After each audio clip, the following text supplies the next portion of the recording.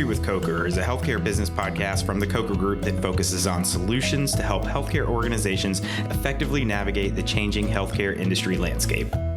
Well, welcome back to another episode of Coffee with Coker. And today we have a very interesting discussion, and one of my colleagues here at Coker is joining us today.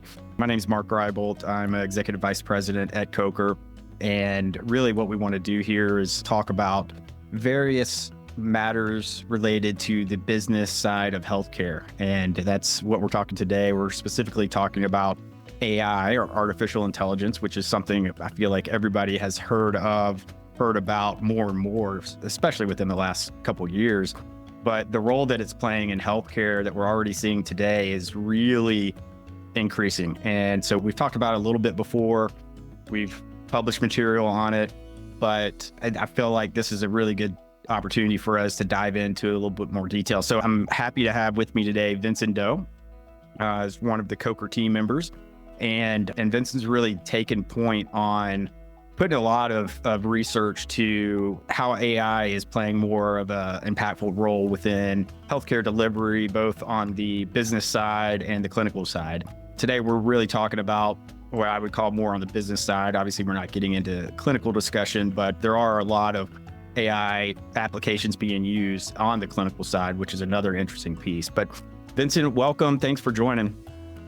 Thanks for having me, Mark. Appreciate it. Absolutely. Glad to have you on.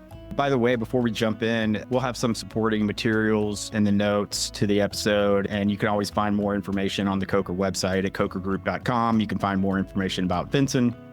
So I really encourage people, if you're interested in this topic or any of the things we write about, go over there to cokergroup.com and you can find all of our thought leadership and published material. But Vincent, why don't we jump in? And I feel like a good place to start here is just what is, and maybe just a brief overview generally for those that may not be as versed in it. It is a great starting point to have. And I think that for our viewers out there that aren't familiar with AI, and I know it's a buzzword, but let's start with just the word intelligence, because I think that's important. Merriam-Webster's dictionary would define it as the ability to learn or understand or deal with new or trying situations. But I think I would simply put it as the ability to just accomplish complex goals. So according to Gardner's multiple theories of intelligences, we have 8 of them.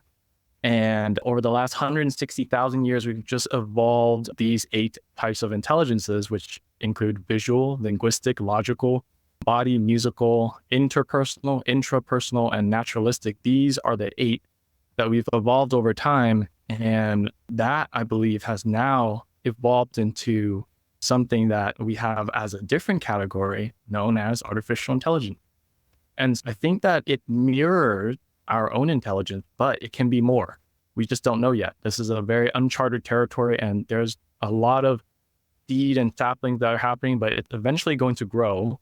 And I think as now, when we define what artificial intelligence is, Merriam-Webster would define it as the ability for computer systems and algorithms to imitate human intelligence. But actually, I think Sean Cass from SAP put it simply as intelligence exhibited by non-biological systems.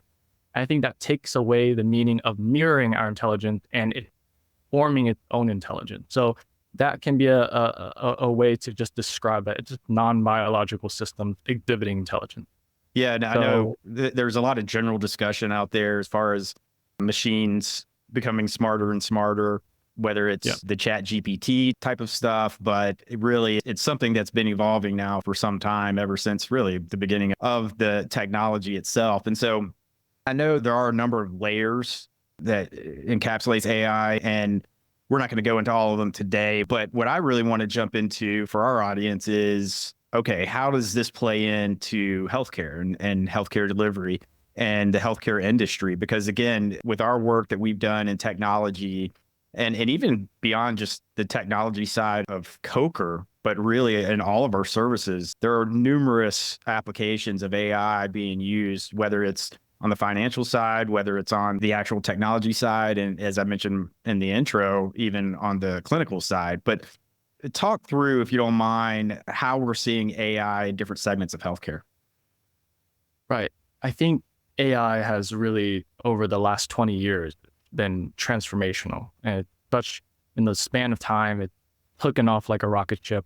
And especially when we're at Coker, we deal with the healthcare space. So the three segments that for today's discussion that we'll be focusing on is claims processing, medical coding, and healthcare reimbursement. These are typically the three primary segments we're seeing at this time, recording in 2024, of where they're affecting in the healthcare space the most. Yeah.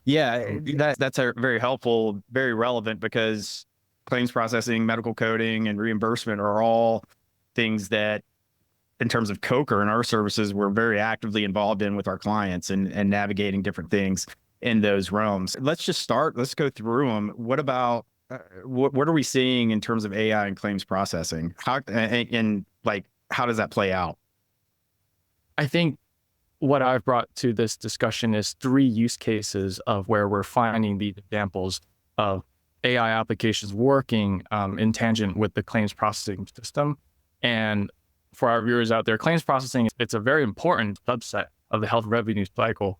And we're seeing case number one is in Community Medical Centers of Fresno.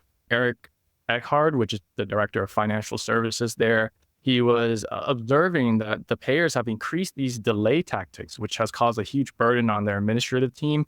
So a lot of these claims are being sent back. And what they decided to do was they implemented a new AI-based system that could predict potential denials. What they saw and what they observed is they could decrease the denials by 18 to 22%. These numbers also indicate that they're saving a lot of time, and time is crucial in terms of getting back accounts receivable and receiving payments on those claims. Yeah. And another thing is that they're able to guide the staff to follow up on these cases that have higher chances of successful appeals, meaning that no longer does a person have to sit there and prioritize it themselves manually, which one is the more important claim. The AI system helps and pushes those the top that have a higher chance, and obviously you're going to get a higher reimbursement on those claims and successful claim processing. Yeah, which not only has a administrative burden and the timing of it could be very challenging and complex, but the financial impact, right? That plays into everything in terms of revenue cycle management. So that, in terms of optimizing revenue cycle management, that's a huge impact there, decreasing denials by up to 22%. And you said he did that, they implemented that in 2015. Is that right? I believe so. Yeah, I believe they had implemented for a long time, but obviously this takes a lot of time in development. So the development time before that could have been much more further than that. Yeah.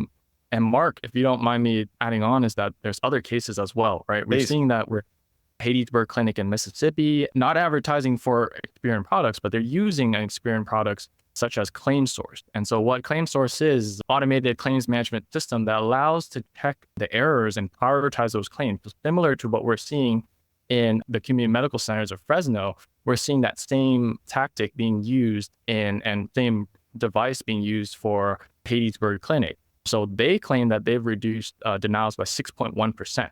And just to let you know, the industry average is around 10% of claims are denied. And so they've reduced it by 6.1. So they're claiming at 4% that only 4% of their claims are being denied. Wow. Very impressive. That's just some of the ways that we're seeing AI transform this whole industry. If a human it would probably take a lot of them and it'd take a lot of time. And to get that kind of impact, you're right. That's a very impactful change for that system's reimbursement.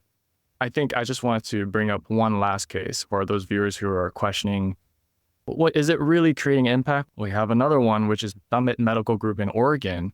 They're also using Experian with their enhanced claim status tool and their claim scrubber, reducing accounts receivable days by 15% and a 92% first-time pass-through rate, which is insane, right? That means that 92% of the time these claims are going directly through. So these are just some of the three cases that we're seeing out there in the world. Imagine if we're taking that to a scalable amount where a bunch of people are adopting AI, and I think that's going to create a very drastic landscape. Yeah, very compelling cases there. And I agree. I imagine there are probably a lot more cases out there, particularly now in 2024.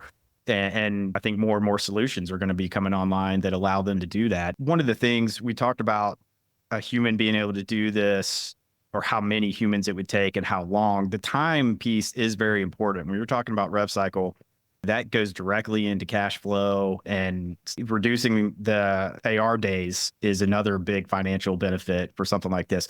But I guess, and one of the points you had made in our notes was taking over jobs. I think a lot of people are worried all around any industry that AI is going to take away jobs and computers doing things that humans used to do. I think when we're talking about claims processing and a lot of these AI applications in healthcare, we're not really talking about doing something instead of a human. We're talking about things that improve on what humans are already doing and staff is already needed, but we can improve on that with the technology. Would you agree?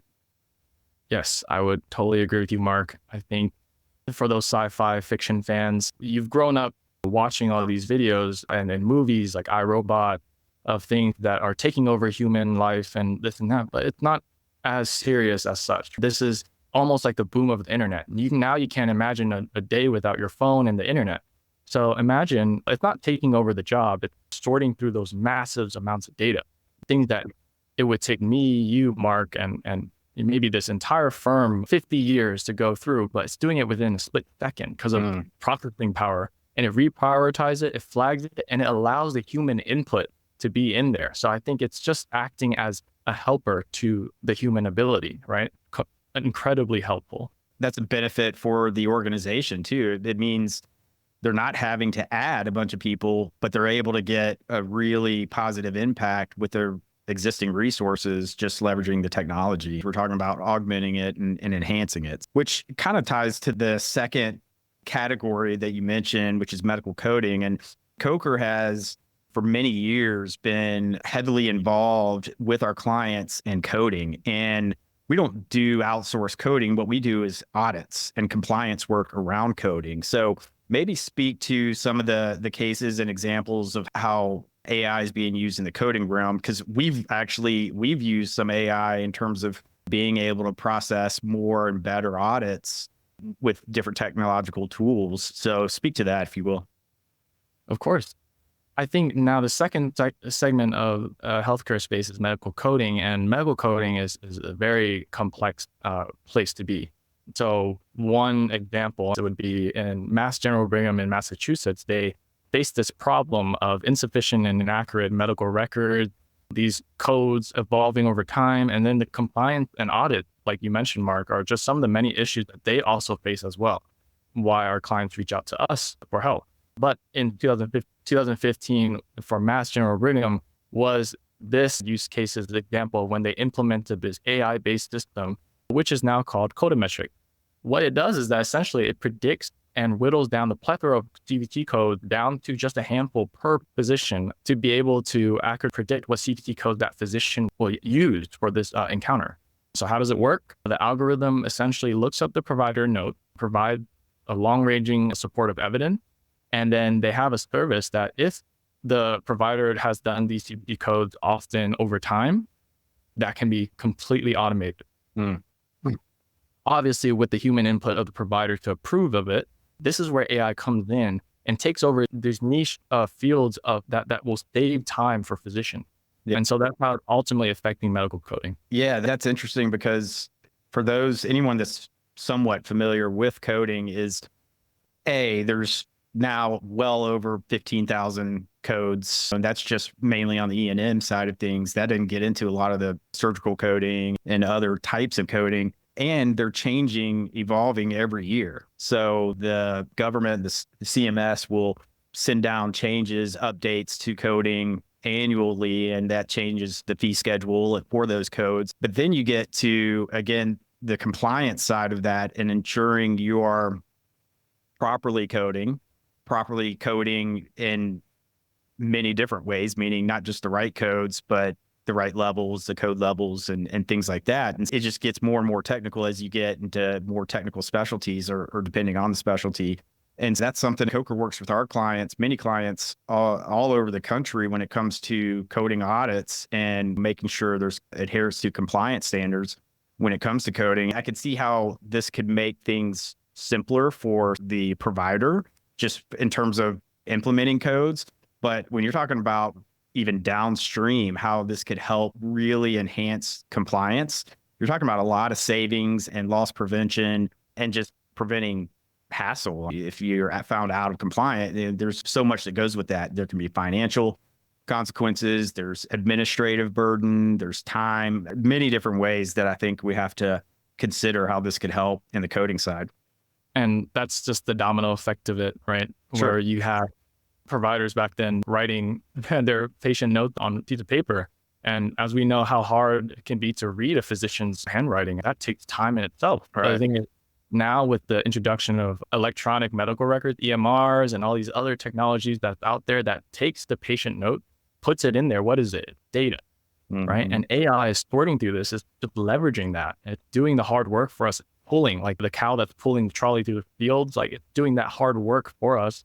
And then the domino effect that you mentioned, Mark, is that downstream, we're going to see a lot of these efficiencies turn into cost savings and then cost revenue. Like it's going to increase the revenue. Yeah. And once again, it doesn't remove the human from the coding process, whether it's on the entry side or on the reimbursement side. It really is just enhancing. And I know many organizations are doing things similar to Mass General when it comes to coding, but I think we're already starting to see the benefit and the positive impact there, which kind of ties back to the third category here, which is reimbursement. And all of these three categories we're talking about in terms of AI, really, they flow together, right? It's all part of the revenue cycle, and it's all a part of the reimbursement, ultimately the reimbursement process. How are you seeing reimbursement models adapting to include AI?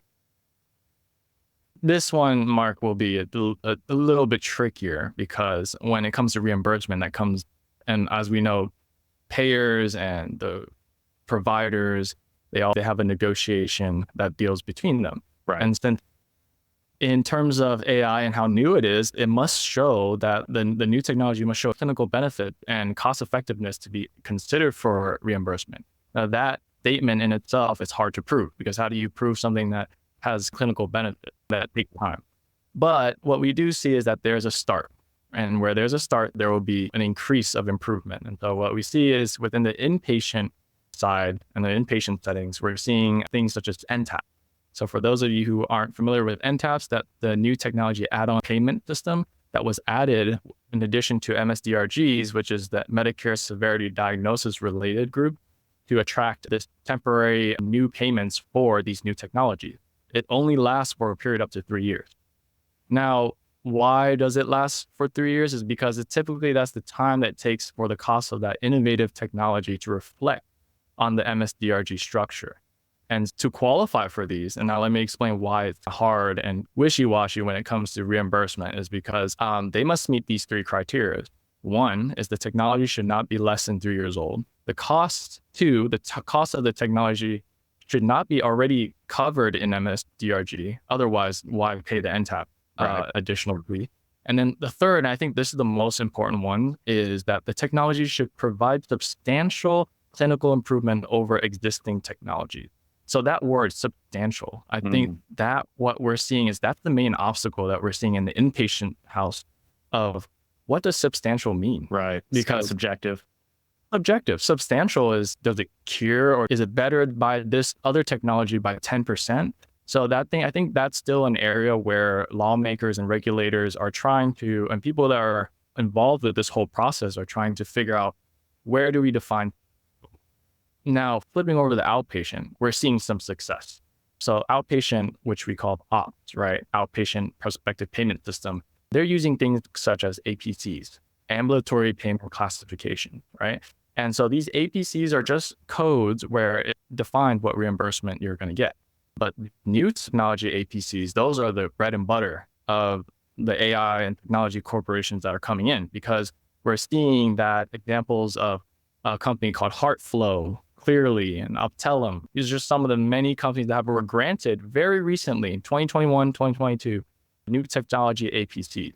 And so the reason why, and I'll explain, is because instead of substantial clinical improvements, their threshold is just as long as it has clinical utility. Right. So that's what we're seeing. And just to elaborate, what does HeartFlow and Clearly, what these companies do?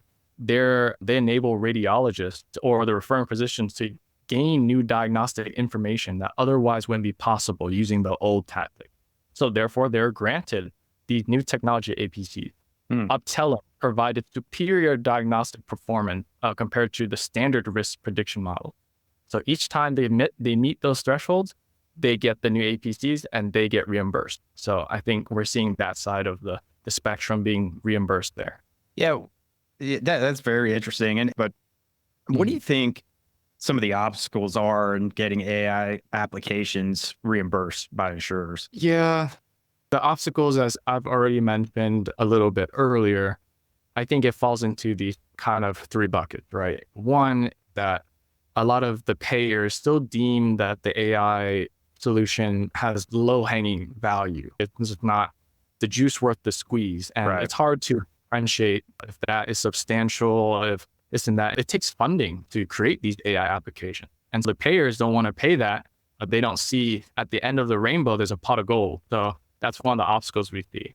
Number two, we see that a lot of AI solutions are great and marketable, so many great ideas, but they lack real world adoption. They don't see clinical evidence because why is that takes time.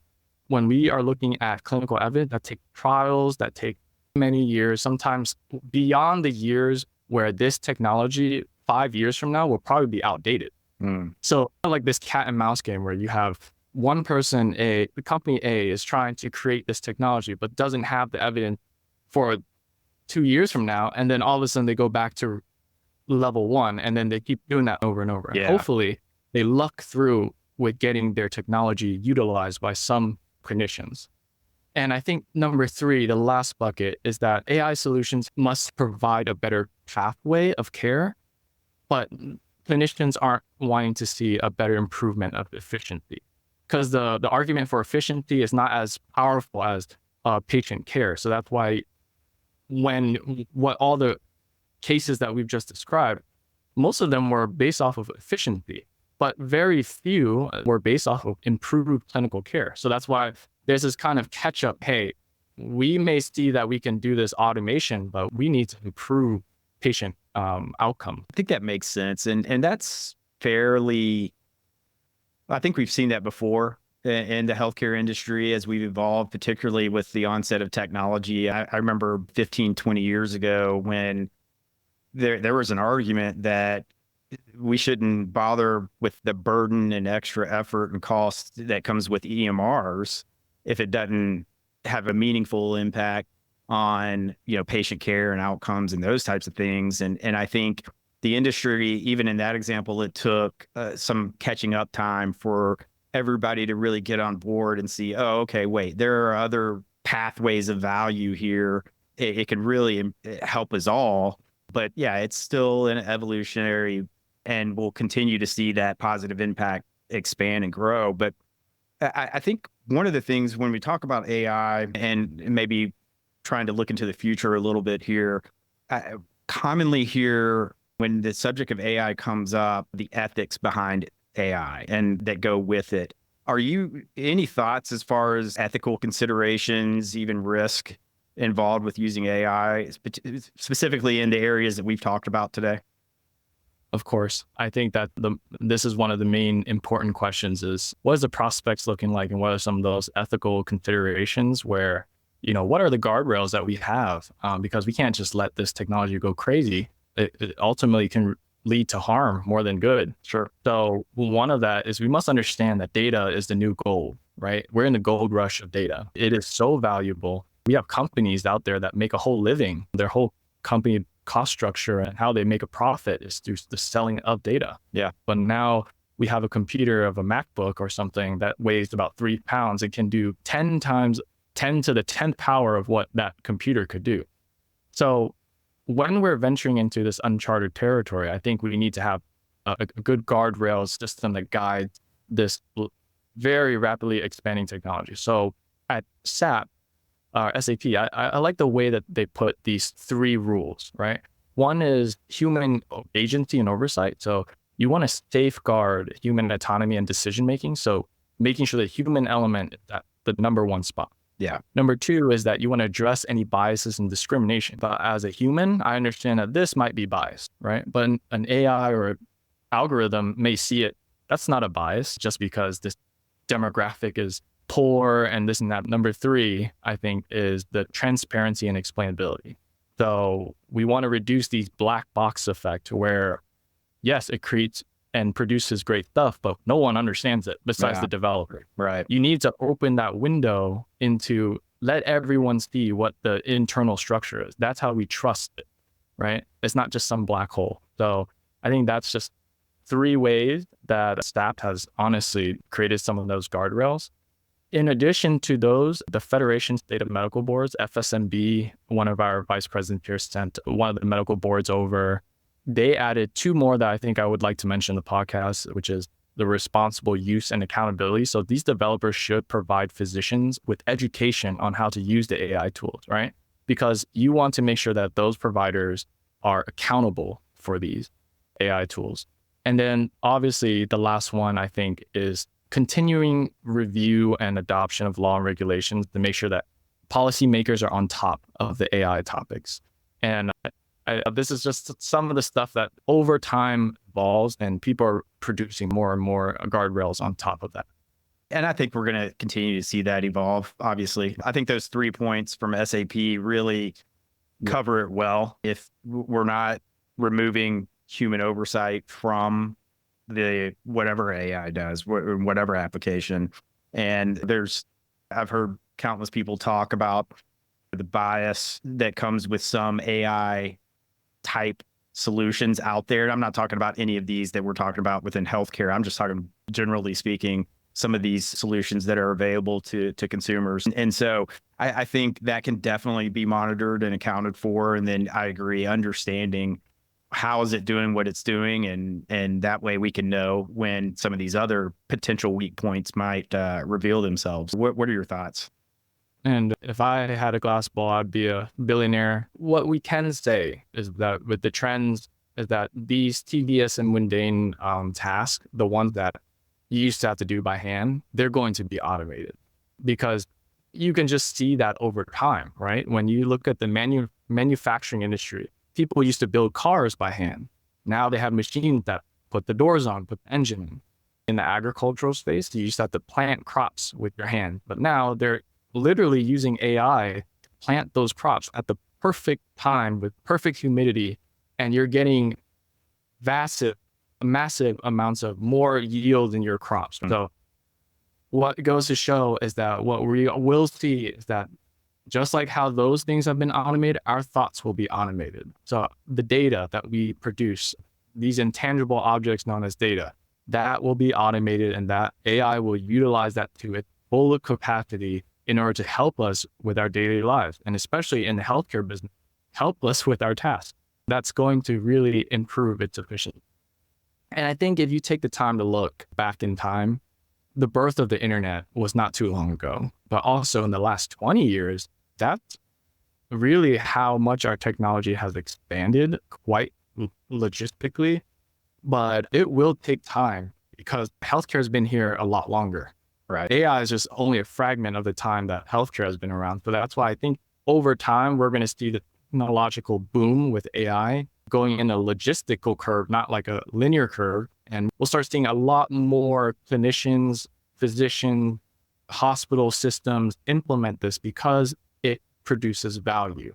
And so that value over time they'll reap the benefit, and the benefits of that will be cost savings and being able to obtain more reimbursement.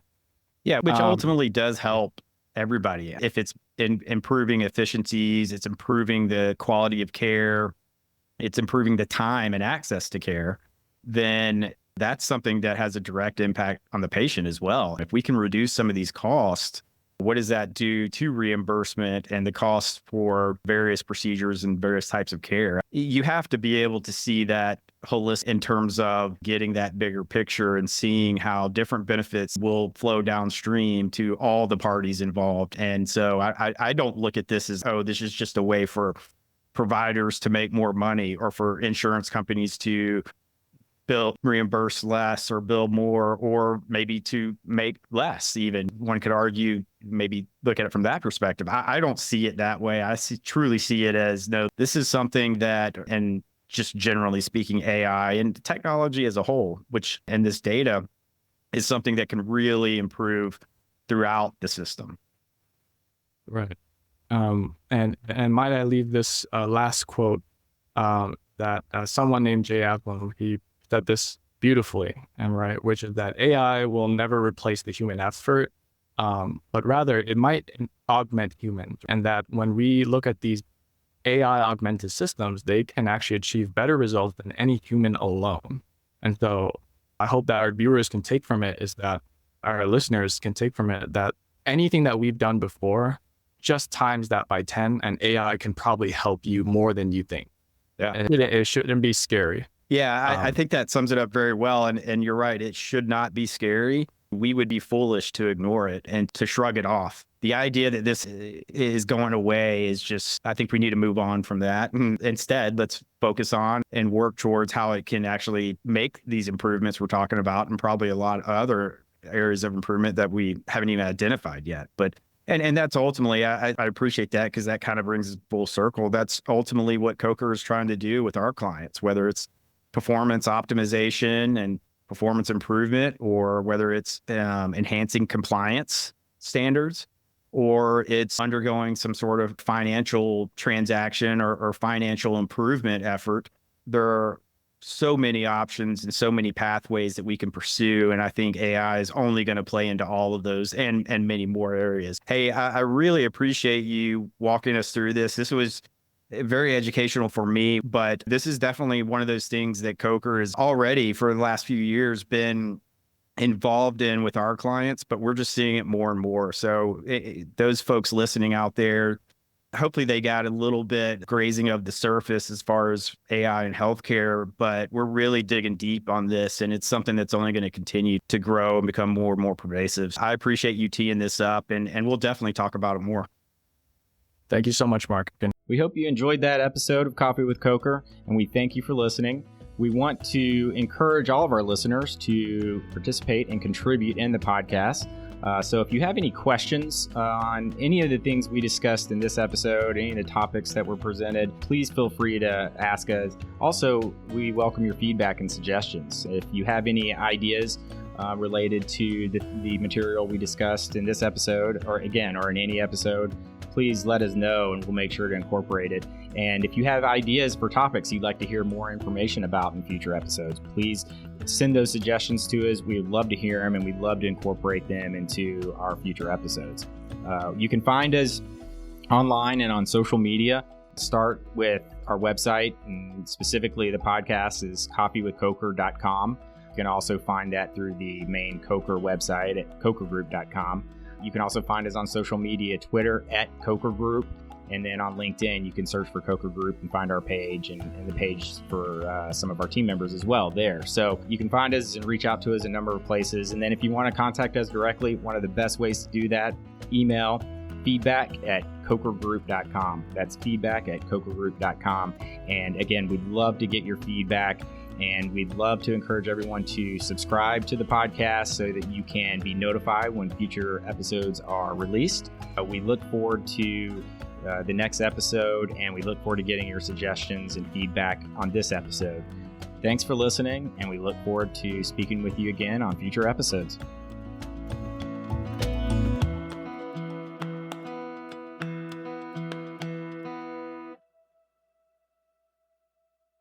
The information presented and discussed in the Coffee with Coker podcast is intended strictly for informational purposes only. Listeners are solely responsible for employing their own research methods when weighing, valuing, and considering the information and recommendations provided by Coker.